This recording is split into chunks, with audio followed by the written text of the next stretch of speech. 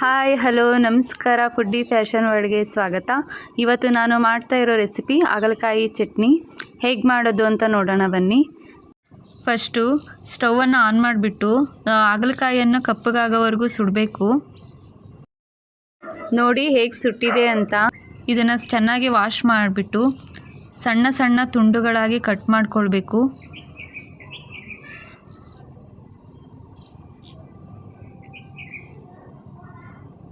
ಒಂದು ಮಿಕ್ಸಿ ಜಾರನ್ನು ತಗೊಂಡು ಹಾಗಲಕಾಯಿ ತುಂಡುಗಳನ್ನೆಲ್ಲ ಮಿಕ್ಸಿ ಜಾರಿಗೆ ಹಾಕ್ಕೊಂಡು ಅದಕ್ಕೆ ಉಪ್ಪು,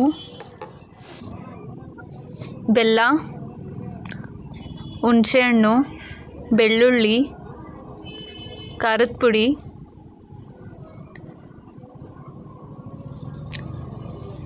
ಹಾಕಿ ಚೆನ್ನಾಗಿ ರುಬ್ಕೊಳ್ಬೇಕು.